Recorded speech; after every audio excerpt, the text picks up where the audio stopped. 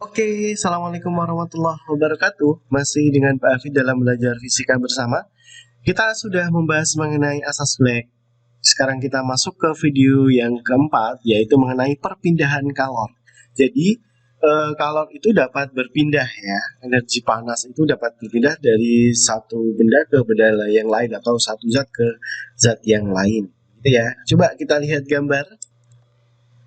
Nah, kita lihat gambar ini.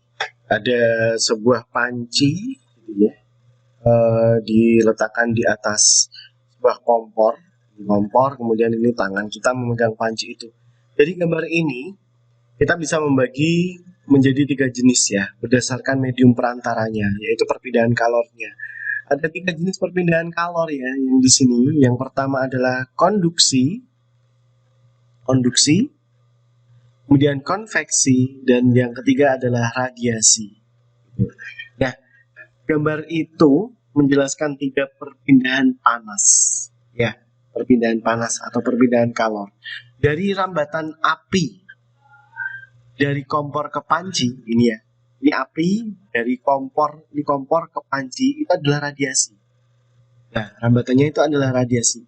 Kemudian air panas ini yang mendidih itu di bagian bawah panci akan bergerak ke atas dan bertukar posisi. Kalau air mendidih itu kan berarti yang panas dulu bagian bawah, kemudian dia mengalir ke atas, kemudian mengalir ke bawah. Jadi aliran itu adalah prosesnya, namanya proses konveksi. Kemudian dan panas itu terdapat pada di pemegang panci ini ya, yang terbuat dari logam, sehingga dapat dihantarkan sampai ke tangan. Akhirnya tangan kita ketika memegang panci itu agak sedikit terasa panas gitu, karena ada hantaran ke sini. Nah, itu namanya adalah konduksi. Nah, dari ketiga gambar ini kita sudah bisa mengetahui ya, kalau perpindahan kalor itu ada 3. Yang pertama adalah konduksi atau hantaran. Kemudian yang kedua adalah konveksi, aliran. Yang ketiga adalah radiasi. Kita akan membahas satu-satu ini, apa itu konduksi, apa itu konveksi, dan apa itu mengenai radiasi. Oke, kita akan bahas satu persatu. Baik, untuk yang pertama yaitu konduksi. Konduksi di sini adalah hantaran, ya. Hantaran. Artinya panasnya itu mengalir atau artinya panasnya itu dihantarkan, gitu ya. Kita lihat gambar. Nah, gambar itu menunjukkan sebuah batang logam yang salah satu ujungnya dipanaskan, yang ini ya, yang ini dipanaskan, sementara satu ujung yang lain itu dipegang dengan tangan. Nah, panas yang terjadi di ujung logam yang dipanaskan oleh api ini, di atas api ini, akan dirasakan juga oleh tangan. Ini ada aliran ke sini, aliran panas di sini ya. Nah, ini membuktikan bahwa adanya hantaran kalor atau hantaran panas pada logam ini. Nah, peristiwa perpindahan kalor seperti ini tanpa disertai perpindahan partikelnya disebut konduksi atau hantaran. Nah, secara matematis nanti akan dituliskan ini nah ini ya, H sama dengan K kali A kali delta T per L. Nah,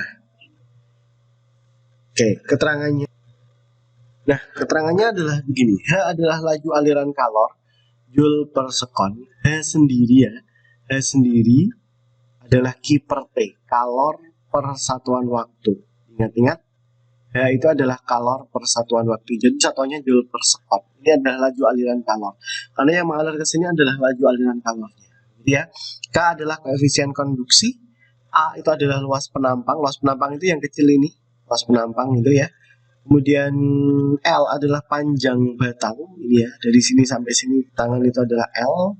Kalau ini luasnya tadi A, delta T adalah perubahan suhu. Jadi suhu akhir dikurangi dengan suhu awal. Itu adalah konduksi.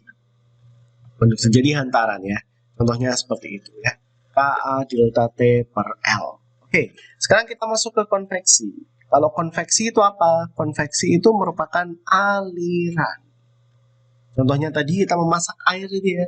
air yang bagian panas itu di bagian bawah, kemudian dia mengalir ke atas, yang ke atas akan terdorong ke bawah. Jadi suatu aliran konveksi itu. Oke, kita lihat gambarnya. Nah, ada gambar berupa itu ya, teko ya, teko pemasak air itu. Saat kalian merebus air, maka akan terjadi aliran perpindahan kalor dari air yang panas di bagian yang bawah ini, yang merah ini merah ya, akan naik ke atas, kemudian air yang dingin yang berwarna biru ini akan mengalir ke bawah. Ya, peristiwa ini disertai dengan perpindahan massa atau perpindahan partikel. Kalau konduksi tidak disertai perpindahan partikel ya. Kalau konveksi disertai perpindahan partikel zat perantaranya. Perantaranya siapa? Air itu tadi ya. Makanya disebut dengan aliran kalor secara konveksi. Nah, jadi untuk persamaan matematisnya sama dengan kecil A kali delta T. Sama ya dengan laju aliran kalor yang di sini adalah yaitu koefisien konveksi. A sama ya, luasnya delta T perubahan suhu. Oke, itu adalah perpindahan kalor secara konveksi. Kemudian yang terakhir, perpindahan kalor yang terakhir yaitu radiasi. Radiasi ini apa sih? Radiasi ini adalah pancaran. Nah, kita lihat gambarnya. Baik untuk yang radiasi. Nah, contohnya ketika kita sedang berkemah membuat api unggun akan dirasakan panas dari api yang menyala, ya. Kemudian menjemur pakaian itu pun contoh dari radiasi atau pancaran. Nah, kalau radiasi ini tanpa zat perantara, ya, tidak ada perantaranya, kalau itu dapat berpindah, ya, seperti itu ya. Api unggun, kemudian menjemur baju dan lain sebagainya. Nah, untuk persamaan radiasi sendiri seperti ini. Persamaan matematisnya adalah H sama dengan E sigma. Sigma bentuknya seperti ini ya. T pangkat 4 kali A. E itu apa sih? Kalau H kan sudah ini ya. Laju aliran kalor. E itu adalah emisivitas bahan. E itu nilainya dari 0 sampai dengan 1. Kalau E-nya sama dengan 1, dia dikatakan bendanya itu benda hitam sempurna. Ketika kita melihat suatu benda hitam itu kita mau bisa melihat itu kehitaman benda itu berbeda-beda. Jadi nilai E itu tergantung kehitaman dari benda. Kalau benda hitam sempurna berarti semua cahaya yang dipancarkan diserap sempurna oleh benda hitam sehingga tidak ada yang dipantulkan. Contoh seperti kita berada dalam ruangan yang gelap, ditutup, tidak kelihatan apa-apa. Nah itu dianalogikan ya sebagai benda hitam sempurna. Kemudian sigma ini adalah tetapan Boltzmann. Nah, A luas ya, luas penampang sebuah benda. Sama kan seperti ini. Nah, contohnya ya, ketika kita menjemur pakaian yang berwarna putih dengan pakaian yang berwarna hitam, tentunya nanti akan lebih cepat kering yang berwarna hitam. Kenapa? Karena hitam itu menyerap dengan baik ya, dibandingkan warna yang terang, warna putih itu. Jadi, perpindahan kalor ini ada 3, yaitu ada konduksi, ada konveksi, dan juga ada radiasi. Selesai ya untuk perpindahan kalor. Sekarang kita masuk ke contoh-contoh soalnya. Oke, kita masuk contoh yang pertama. Batang logam dengan panjang 2 meter. Panjang berarti L ya. Ada kata-kata panjang di sini ya. Mana ini? Oh, kok tidak bisa? Sebentar. Panjang berarti L 2 meter, memiliki luas penampang. Luas penampang berarti A ya, 20 cm pangkat 2. Ini kita harus rubah dulu ke dalam meter pangkat 2 karena satuan SI ya, kalikan 10 pangkat min 4. Dan perbedaan suhu keduanya berarti apa aja? Delta T ya. Delta T-nya berarti 50 derajat Celcius. Jika koefisien konduksi termal berarti K 0,2 kalori dalam kalori ya, meter min 1 sekon min 1 C min 1. Oke. Tentukan laju aliran kalor. Ditanyakan laju alirannya berapa gitu ya. Kita sudah tahu angka-angka ini karena ini sudah ada perbedaan suhu berarti langsung delta T ya. Nah, sekarang kalau kita mau mencari berapakah nilai H-nya, Kita tinggal masukkan ke rumus ya, mudah sekali. Ka delta T per L. Berarti kita masukkan K-nya itu 0,2, A-nya berarti 20. 0,2, A-nya 20 kali 10 pangkat min 4, gitu kan. Delta T-nya berarti 50, L-nya 2 meter. L-nya sudah dalam meter ya. Jadi sudah langsung kita masukkan.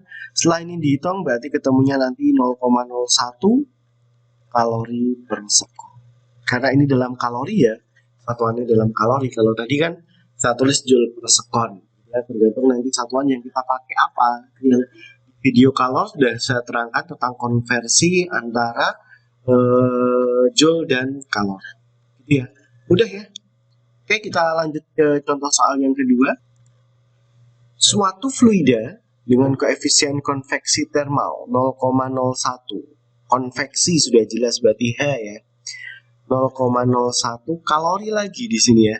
Kalau per meter sekon per derajat memiliki luas penampang A 20 cm pangkat 2. Ini kalau kita rubah menjadi 20 10 pangkat min 4 ya. Jika fluida tersebut mengalir dari dinding yang bersuhu 100 ke bersuhu 20, berarti di sini ada delta T langsung aja ya.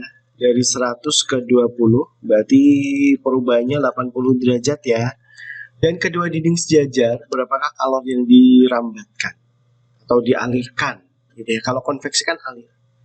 Kita langsung saja masuk ke H sama dengan H kali A kali delta T.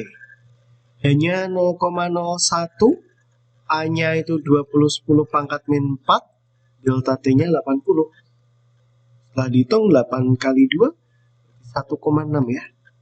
10 pangkat min 3. Kalori per sekon. Sangat mudah, jelas sekali. Oke, kita masuk terakhir. Baik, sebuah lampu pijar ya, atau apa ya, menggunakan kawat wolfram. Dengan luas penampang 10 pangkat min 6 meter pangkat 2. Lampu pijar itu apa sih? Lampu pijar itu lampu yang ini loh. Bahasa di sini sih lampu pijar ini. Ini kawat wolframnya. Dengan luas penampang 10 pangkat min 6. Saya tulis di atas ya. Dan emisivitasnya ini E ya. Ini maaf ini kepotong. Potong gitunya ya. E-nya itu 0,5. Bila bola lampu tersebut berpijar pada suhu 1000 Kelvin, wah, suhunya sangat besar sekali ya. 1000 Kelvin selama 5 sekon, berarti waktunya itu 5 sekon. Hitunglah jumlah energi radiasi yang dipancarkan. Energi kalau di sini. Berarti kalornya ya yang kita cari. Ingat ya tadi H itu kan sama dengan I per T. Jadi kalau kita mencari Q berarti kan H kali T toh? Oke. Sekarang kita masuk ke matematisnya, yaitu kita cari Q-nya ya. Berarti H kali T. Kalau radiasi tadi kita sudah tahu H-nya berarti E sigma T pangkat 4 A. Ini ada T kalikan T. Oke, kita masukkan angkanya. E-nya 0,5. Sigma ini kita sudah tahu 5,67. 10 pangkat min 8. Suhunya itu 1000. Dipangkatkan 4. Mantap sekali. A-nya itu 10 pangkat min 6. T-nya berapa sekon tadi? 5 ya. Ini silahkan menggunakan alat bantu hitung kalkulator. Nanti hasilnya didapat ini 14,175 kali 10 pangkat min 2 Joule. Oh, ini juga boleh sih ditulis seperti ini 0,14175 Joule. Nah, itu adalah energi yang diradiasikan. Jadi kalau pertanyaannya energi berarti kita pakai ini ya, I sama dengan H kali T.